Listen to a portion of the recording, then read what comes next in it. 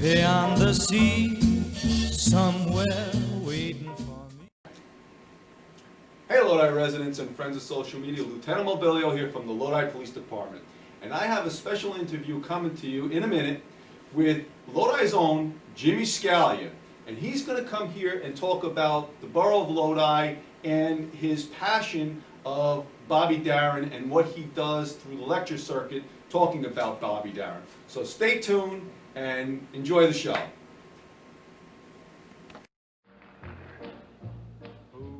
Experience the hits, experience the story, and experience the magic of the one and only Bobby Darin. Split splash, I was taking a bath long about a Saturday night. As I want a girl to call my own.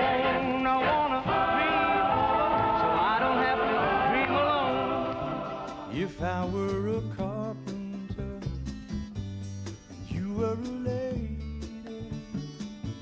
would you marry me anyway? Would you have my baby? Somewhere beyond the sea, somewhere waiting for me. Though his life was short, Bobby packed it with as much success and tenacity as possible. In public, he was honored, glorified, and envied.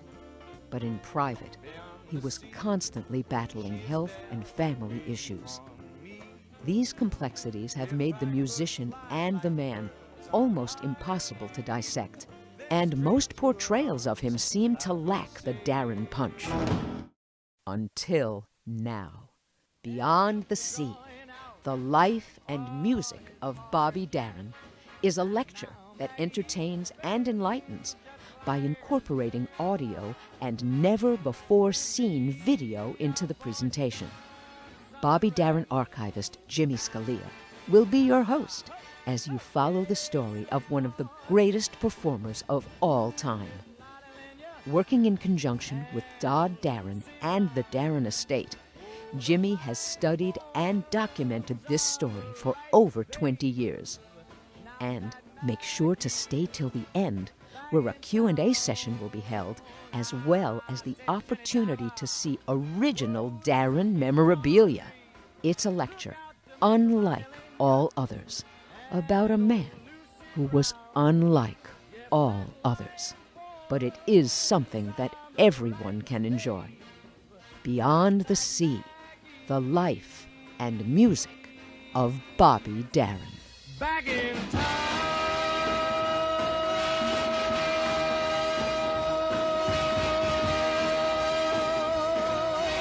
Look out, old back is back.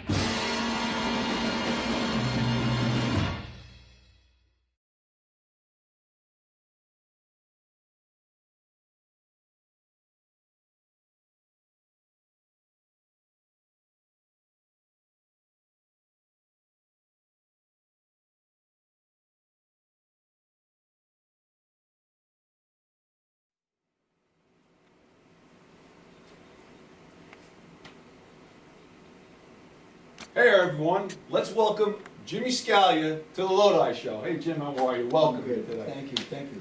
Jimmy is a lifelong resident here of Lodi and a Bobby Darin aficionado. So we're going to get into Jimmy in a minute, and then he's going to talk a little bit about Bobby Darin and all the things that he does with regards to his lecture circuit on Bobby Darin. So Jim, you are a lifelong Lodi resident, is that correct? Absolutely, yes. What are some of your memories that you have of Lodi growing up? I'll tell you, a lot of great memories. It was a great town to grow up in, and it's still a great town to live in. Just the people were wonderful. I had great friends, and it just, you can't beat it. Yeah, I agree. You still live here in Lodi? Still live here in Lodi. And being a lifelong resident, where did you go to school? Well, I went to school, actually, I grew up on Howard Street. Howard Street. So I went to Washington School for 2 years, kindergarten and first grade, and then they rezoned, and I went to Columbus School the remainder. Because I'm a Washington school guy. Yeah, that I know, yes. So you're from the part of town on Howard Street, which you considered here as the police would be Section 2. That's right off of Outwater Lane, for those of you who don't know. Our connection actually is our parents. Your parents know my parents know your parents, and just the same as that, I know you, you know my son, I know your children, and that's our big Lodi connection. That's And Lodi. yeah, that is Lodi. That's Lodi. That's part of growing up in Lodi. Also part of being a big part of Lodi, for many years, what was your tie to the borough of Lodi? My tie was, I worked for the Board of Education in Lodi as a custodian at Wilson School for 25 years. 25 years 25 years. in Wilson School. Yeah. And on your website, which we're going to mention at the end, where you can find Jimmy Scalia's website, there's a video on there about an honest portrait of you, and that was filmed by who? My son Anthony Scalia. And basically, what was that video about for you at that time? Well, you know, it came at a great time because 25 years of just living in the now at Wilson School, getting to watch all those children grow up and playing music for them and teaching them stuff, you know. When I was going to retire, there was no documentation. Now I'm an archivist, so I document stuff. And I was thinking, it's ironic. My son was in his last year of college. He had a project. He says, Dad, I think I'm going to do a documentary on you. I want to do it in black and white. And that's how that came about. And got to show what I did for 25 years. And this was filmed by your son, Anthony. This was filmed by my son, Anthony, yes. And what's he up to? What's he up to now, Anthony? Well, he's still freelancing. He does video work for Goldman Sachs.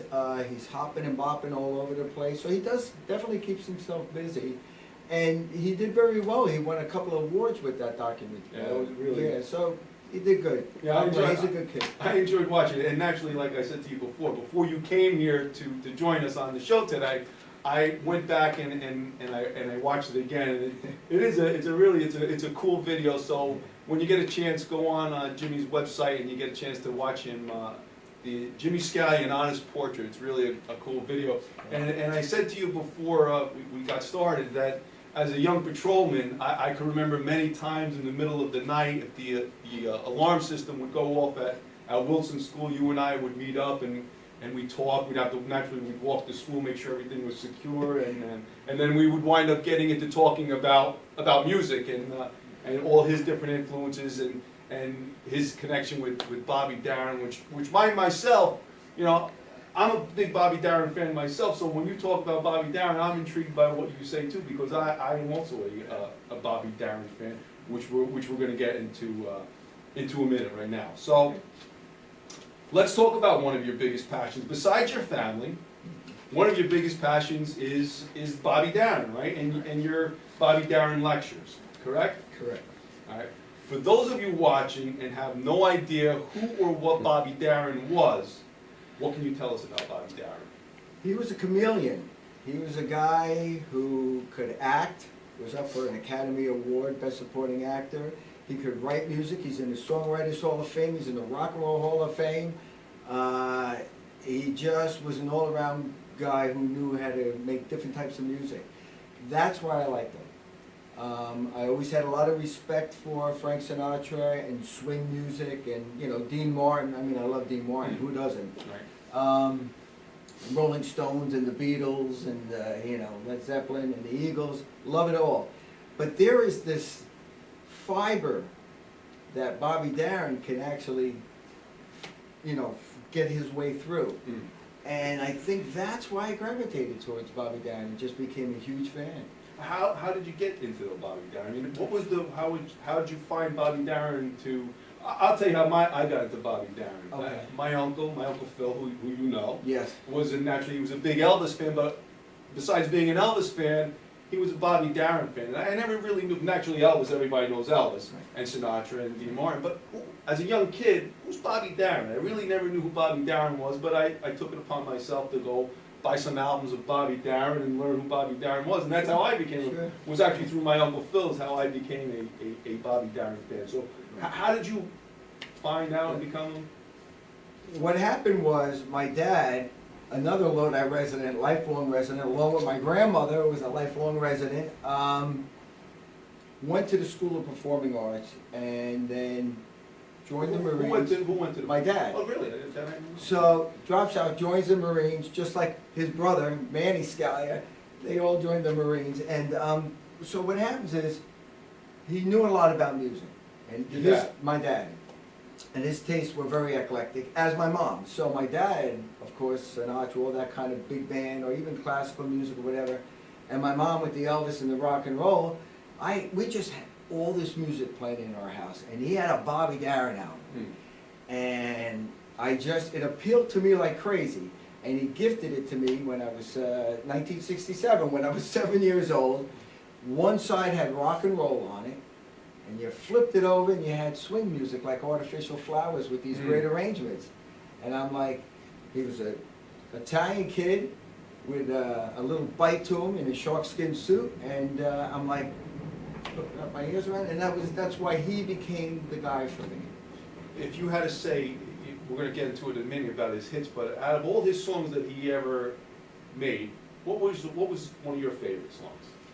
One of my favorite songs is, it's not going to be the one you think, I don't know why, but You're Nobody Till Somebody Loves You. I love his rendition he does on the Ed Sullivan Show at the Flamingo.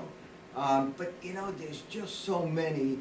The only thing I can tell you, in over years of doing line taps and transferring things over digital for the Darin estate, I must have heard Mac the Knife, well, my family must have also heard Mac the Knife 10 million times, along with songs that, and I will tell you, when I start to hear that song, it's like, I know it, you know, but by the second verse, it kicked me up a notch. Yeah. So I would say probably the go-tos, like Mac the Knife and Beyond the Sea. And like I told you before, when you pulled out this guitar, not knowing where the guitar was from, and we'll talk about the guitar in a second, that If I Was a Carpenter is probably one of my favorite Bobby Darin songs, and then you just told me that he played that song on that guitar, is that correct? On that, yes, he would use this, because it had that harpsichord sound to it, which, If I Were a Carpenter, was kind of up for a Grammy too. Was it? That's what. Yeah. So where was Bobby Darin from, and how did he get started in the music business? Well, you know, Bobby Darin was from the Bronx. He was a Bronx kid, and his parents, his mom was in vaudeville. He had taken ill, so he was kind of homeschooled at a very young age for a number of years. And while being homeschooled, she taught him piano, music, timing, comic timing. It all connects.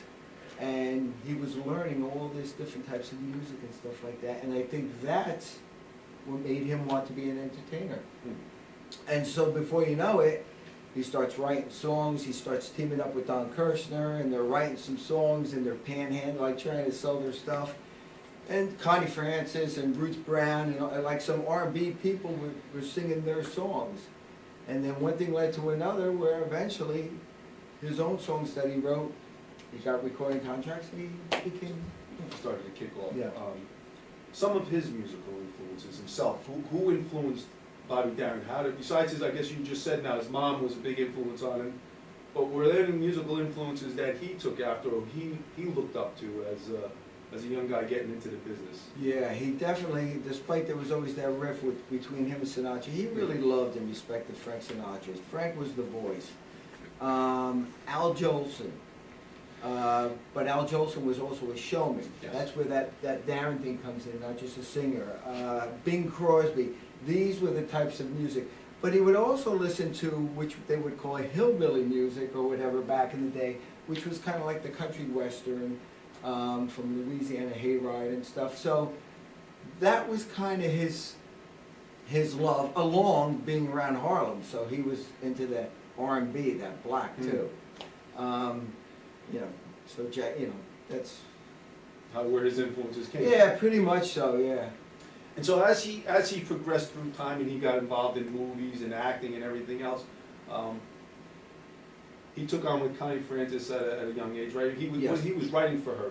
Is that what I mean? Yeah, she did some of his music, and they had the same manager, and George Sheck. So that's how they got to know each other, and a little romance bloomed between two Italian kids, you know. But her father, if I remember, her father was not. Listen, Mr. Francanaro, you don't mess around with his Conchita, and that's all the way. He was a very overpowering Italian dad, and did not care for Bobby Darin. But he wound up marrying who? Sandra Day. Right. Yeah. And how long were they married for? They were married for, let's see, about 1960, 1967. So you figure about 7 years. Yeah. And did they have any children? Yes, they did. They had a son by the name of Dodd Darin. And your connection with Dodd? Yeah, well, after I've been around so long, I kind of just became part of that family, the inner circle, that a lot of the key players that got me to where I am, unfortunately now have passed away. And so it's basically Don and myself sometime who lean into me for archive stuff. So he is like a brother. He has no other siblings. So, beautiful guy. Good. And let's get into a little bit about his music. So what were some of his biggest songs and some of the songs that just, that captivated a lot of people at the time? I mean, don't forget, for most people who don't know, Bobby Darin passed away we're going to get to that in a minute, but he passed away in 1973, and Jim, along with Dodd Darin, are keeping his music alive, and as you can see here, we have some of the music here that Jimmy's been involved with. We have some DVD discs and a brand new record collection. Believe it or not, albums are coming back out and they're more popular now than ever before. So they just put out a brand new record collection, which you could find this on Amazon. You can go on Amazon, yes. And you can find that on Amazon. And I know Jimmy was big in the production of a lot of different CDs and greatest hits and the Milk songs. Is that the Milk shows? Milk shows. Yes. Milk shows. I know Yes. you were big with that also. Yeah. So Jimmy had a lot to do with his music. So what were some of his biggest songs and songs that really got the people going? Well, I guess there would be the go-to songs. Like he had the ability, like Splish Splash, or which he wrote, it was a hit. It's like an American Bandstand, Queen of the Hop, Dream Lover. Those were all the songs that the teenagers were dancing to. And they're really good because he knows how to put a song over. He's got that little electricity in his voice. And then when he just flips it on a tier and goes to like Beyond the Sea and Mac the Knife, totally different genre of music. Right. But yet he can nail that too. He gets it. And Artificial Flowers. And then when he goes in the mid-60s, a lot of those 50s artists just started falling, below the waist, and that was it. So he was starting reinventing himself, and he was doing If I Were a Carpenter, and he was writing all different types of music for, FM type music, because around 67, 68, FM radio was starting to come in, music was changing. Sure. But he was right on the cusp with that. Right. So. And Dream Lover, another big one. Dream Lover was big, it was very influential, it was probably one of the most important records for Bobby Darin. Dream Lover. Yeah. Over Mac the Knife? Yeah. Really? It was a strategic plan because it was a transition record, because he had health issues, so he didn't know his longevity. So the thing was, if he figured once he got a hit with Splish Splash and Queen of the Hop and all, he was going to make a record that the children would love, the teenagers, and also their parents. And if he could break through that, we'll have both. Right. And it worked. Very good. And in 2004, Hollywood put out a movie called Beyond the Sea. I know they contacted you on that. So what was your input into the movie at that time? Well, what I did is, being I'm the archivist, I have all this stuff in hard drives and documented. So whenever Kevin Spacey wanted some audio of Bobby Darin, or photos, or maybe some video of shows, or stuff that's not available, I would render it to him. So he would get to know the character even more and get the feel of his speech and how, and I did stuff like that pretty much. So Bobby Darin, he passed away a young man. I believe he was 37. 37. And what did he pass away? You had already said when he was a young boy, he already had health issues. He had health issues from a young man, so he had like a time frame that he probably wasn't going to live a normal lifespan. So what did he actually die of? Do you? It was heart ailment. It was a heart ailment, yeah. So, and that's probably why he hit the ground running. He was always this cocky kind of guy or whatever. but he didn't have time to wait around. I don't know how much the public realized that, but he had to be somewhere yesterday. Like he had that mentality. So I know he had a couple of heart operations also. Yes, he did. Yes, he did. He had one in like 1970, which bought him some time. I believe it could have been later in 1970, and it did buy him some time. They replaced some stuff, but back then it was still a new horizon to tackle for these doctors, you know. Right. So. And again, in 1973, I believe. 1973, so, yeah. He's been gone for a long time. He's been gone longer than he was alive. Right. Yeah. And you know, and I spoke to you earlier before we started, and I said that out of all the contemporary artists today that are out there that are, you know, popular today, it's Michael Bublé who actually always, when he's interviewed, and I've seen him, you know, many times when he gets interviewed, he always brings up Bobby Darin as, naturally he brings up Sinatra and Dean Martin that are influenced, but he always brings up Bobby Darin as one of his biggest influences. You never got a chance to meet Bobby Darin or anything like Bobby Darin, Michael Bublé or anything like that? No, I did not, but I will tell you this. When Michael Bublé was just breaking, he was coming out of Canada. Yes. I think David Foster or Paul Anka, whatever, said those guys were involved with that. He was playing at the Red Blazer, and he was just starting. He had his first disc out, and my friend Harriet Wasser, who was Bobby's PR person, she was older at this stage of the game, but she says, we have to see this guy. And we were comped. So we did get to see Michael Bublé, and he did do Mac the Knife. I did not talk to him because then he ran out, and, you know, but he was just up and coming. He's not. Yeah. But you knew the guy loved the music, Yeah. and he had the chops, and he's the fellow who's carrying the torch for this type of music, Yeah. because it's great. Absolutely. He's very famous. He Yeah, goes all very- over. He's thank all God. over the world. God bless him. Yeah. All right, Jim. So before we go, just besides Bobby Darin and Elvis and Dean Martin and Sinatra, who are some of your musical influences that you still like to listen to today? Besides those guys there. Well, definitely Elvis. I mean, I always liked Elvis. How could you not like Yeah. Elvis? He was just really a trendsetter. And of course, Dean Martin's a given. I mean, I just, you know, it's great. He's great. The other people that I really like, I gotta tell you, I've been really a lucky guy. Going to Wilson School, cleaning that school, and yet still getting to meet people on the weekend and sometimes work with them. One was Dion. DeMucci. Yeah, Italian guy from the Bronx, and I just love that R&B sound, that Bronx blues that he carried, you know? And, you know, him I listen to a lot, and even one of my favorite albums is called Yo Frankie. When he got into the Rock and Roll Hall of Fame, Dave Edmunds, Patti Smith, gosh, I'm drawing a blank now, but like Paul Simon, all these guys were on board with that album. Lou Reed, it's a great album. So I would have to say Dion and like Tony Orlando. Tony Orlando I love, you know, he's pretty. But now you're not like a Zeppelin guy or... Zeppelin guy I like. I have all the Zeppelins. I got them in my iPod. I got them on my phone. Yeah, no, I definitely like Led Zeppelin. I always do. I listen to Led Zeppelin. I'm very sporadic. If I hear something like the Grassroots, one day I'll be listening to Grassroots. The next day I'll be listening to Bing Crosby. But then I'll turn around and it could be like Eagles or like Steve Miller or Kiss or, you know. Well, Kiss, now you hit the chord on that one. Well, I know him a long time. I know he's a kid. I remember when you were at the auto parts place, we would talk. You would go to all the stuff with Kiss, yeah. All right, how about today? Do you listen to anybody today at all? Is there any contemporary artist today that you enjoy listening to today? You know, yeah, I guess. I don't know. I still like Sheryl Crow. I do like the girl who's got that play, Sarah Bareilles. You know, I like people like that. I still listen to that kind of stuff. But I'll still rock out with like Queen and, you know, whatever.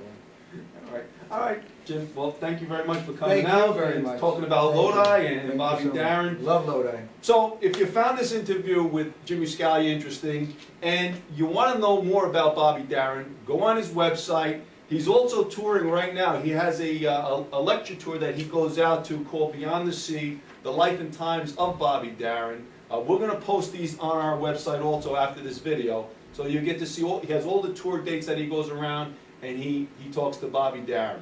So again, Jim, thank you very much. Not a problem. May I say one thing Sure. though? My last name. Yes. In Lodi, I'm Scalia. I've always been Scalia. My father's Scalia. My grandmother's Scalia. When I met my wife, her parents came from Italy. This is some, oh my gosh, 35, 36 years ago. She said, Scalia, it's Scalia. I said, no, what are you talking about, Dina? It's Scalia, we're all Scalia. She says, it's really pronounced Scalia. The I's pronounced as an E. I go, well, I've been Scalia, I'm staying Scalia. But once I started getting involved in all this, little by little, even Julius La Rosa, they kept like pressuring me saying, no, you're wrong, it's Scalia. I know. So I did I notice said- that too on the video. Yeah, I I'm noticed like- that they were calling you Scalia. I said, Spelled the same way, and I live in Lodi, and as far as I'm concerned, I'm always Scalia. Call me Scalia or Scalia, just don't call me late for dinner. I'm the same guy. all right, Jim, again, Thank thank you. you. Thank you. All right. Have a great day. Stay safe. And thank you. Has such teeth, dear, and it shows them pearly white. Just a jackknife has old Maggie Heath, babe, and it keeps it out of sight. You know when that shark bites with his teeth, babe, scarlet billows start to spread. Fancy gloves, though, wears old Maggie Heath, babe, so there's never a trace of red. Now on the sidewalk, ooh, Sunday morning, lies a body just oozing life, and someone sneaking round a corner. Could that some